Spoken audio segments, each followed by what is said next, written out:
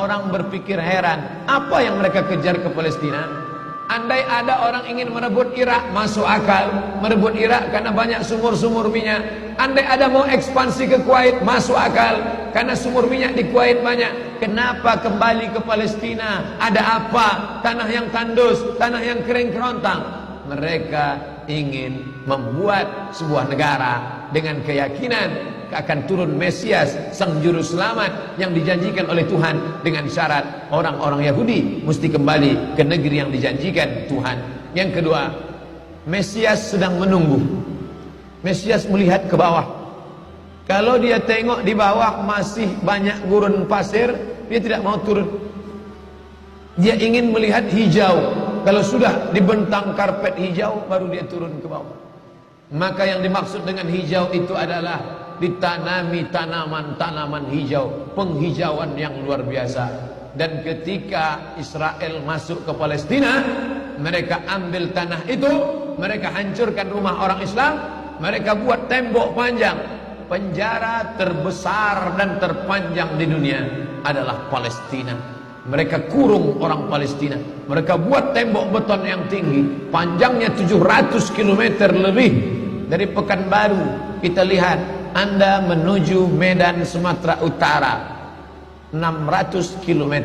Mereka membuat tembok tinggi 700 km.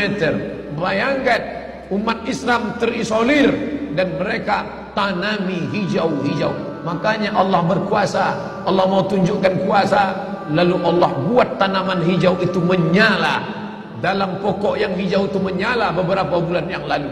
Heran orang, Allah mau menunjukkan kekuasaannya. Kalian tidak mau tolong Palestina, aku yang akan menolongnya. Tanaman yang hijau yang mereka tanam itu tiba-tiba terbakar.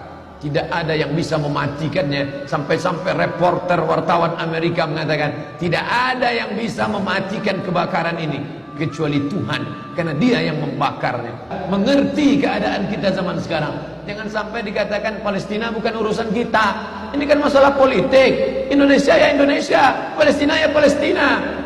Antum tidak mengerti masalah dunia. Palestina adalah masalah umat Islam. Subhanalladzi asra bi'abdihi.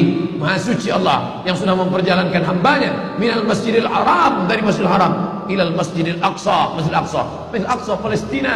Kita yang tertulis dalam kitab suci kita bahwa kita punya ikatan emosional. Kenapa kita tidak yakin itu? Yahudi ajarannya dibuat-buat, ajarannya mitos, tapi mereka punya keyakinan yang luar biasa. Mereka rebut negeri itu, mereka kuasai, mereka hancurkan negeri musuh. Atas dasar apa? Keyakinan bahwa Mesias akan datang. Yang kelima, apa yang mereka lakukan untuk Palestina? Mereka meyakini ada Temple of King Solomon, tempel, kuil King Solomon, Raja Sulaiman. Datang pula orang Indonesia latah, dikatakannya Sulaiman ini kerajaannya bukan di Palestina, di Yogyakarta, Sleman. Kata dia, King Solomon itu punya tempel kuil, dan Temple of King Solomon letaknya pas di bawah Al-Masjidil Aqsa. Apa maknanya? Mereka mengeruk setiap hari bulldozer, traktor, ekskavator, terus mengeruk keliling Masjidil Aqsa. Mereka ingin meruntuhkan Masjidil Aqsa. Tulis Temple of King Solomon, enter, pilih image, tampak gambar replika. Inilah kerajaan Sulaiman yang ada di bawah Masjidil Aqsa. Akan mereka naikkan. Mereka sudah bangunkan rumah kecil replikanya. Seperti orang Riau membuat rumah replika, rumah Melayu Kampar, rumah Melayu Siak, rumah Melayu Bengkalis. Di mana rumah itu? Di Purna MTQ. Anak-anak kita kalau mau tahu bagaimana rumah Melayu Kampar, bagaimana rumah Melayu Siak, bagaimana rumah Melayu Pelalawan, pergi ke sana. Sebagiannya ada, sebagian tak ada, entah kemana perginya.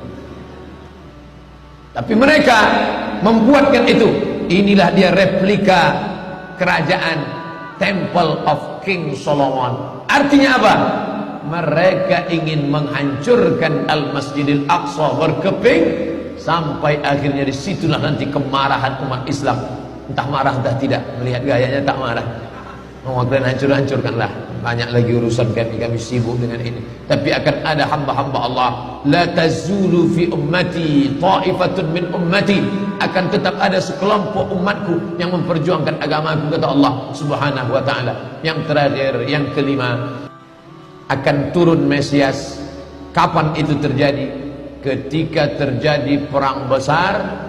Sebetulnya dalam agama Islam sudah dituliskan yang dimaksud dengan Mesias itu siapa. Kata Imam Al-Hafiz Ibnu Hajar Al-Asqalani dalam Fathul Bari, yang dimaksud dengan yang dinanti-nanti mereka itu adalah Dajjal. Dajjal itulah sesungguhnya yang sedang mereka nanti. 70,000 Yahudi wara'ad Dajjal. Ada 70.000 Yahudi yang akan berada di belakang Dajjal ketika dia turun nanti. Makanya tiap hari, tiap petang kita berkata, Allahumma inni a'udzubika min adzabi jahannam wa min adzabil qabri wa min fitnatil mahya wal mamat wa min syarri fitnatil masihid dajjal. Dajjal itulah yang sedang mereka tunggu. Dajjal itulah yang sedang mereka nanti-nantikan. Kita menantikan kedatangan, dia pun juga menantikan akan kedatangannya. Bedanya apa? Mereka meyakininya dengan semangat mereka luar biasa. Mereka bangkit. Umat Islam percaya. Padahal tiap hari dia katakan sebelum salam, Allahumma inni a'udzubika min adzabi jahannam wa min adzabil qabri wa min fitnatil mahya wal mamat wa min syarri fitnatil masihid dajjal. Tiap hari dikatakan, tiap hari diucapkan. Tapi dalam hati, betul tak Dajjal datang? Entah iya entah tidak. Mereka yakin Dajjal akan datang, tapi mereka katakan itulah pemimpin kami, itulah Tuhan kami, itu adalah jelmaan daripada Tuhan kami, itu yang ada yang menghancurkan dunia, dia akan menjadi panutan kami. Kita berkata itu musuh kami, tapi kita pun ragu entah musuh entah tidak. Oleh sebab itu kita minta ampun kepada Allah atas kurangnya iman kita. Subuh ini kita bangkitkan semangat kita, tapi yang datang kepada, kenapa Allah tidak menolong? Katanya Allah itu maha kuasa. Cukup dia teriakkan saja, malaikatnya satu berteriak, pecah gendang telinga orang Yahudi, mati. Cukup dia tiupkan angin sejuk, terhirup, mati. Kenapa tidak dia matikan saja Yahudi itu? Datang Syekh Muhammad Jibril, Syekh Dr. Muhammad Jibril, Syekh Profesor Dr. Muhammad Jibril, dosen tafsir Al-Azhar. Kami undang, mahasiswa Indonesia mengundang di waktu di Mesir dulu kuliah.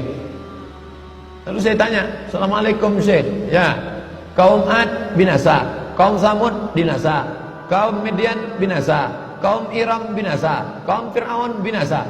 Kenapa Allah tidak membinasakan Israel ini? Senyum Syekh Muhammad Jibril. Apa kata dia? Ya beni, anakku, seandainya Allah membinasakan Israel ini, lalu apa yang tersisa untukmu?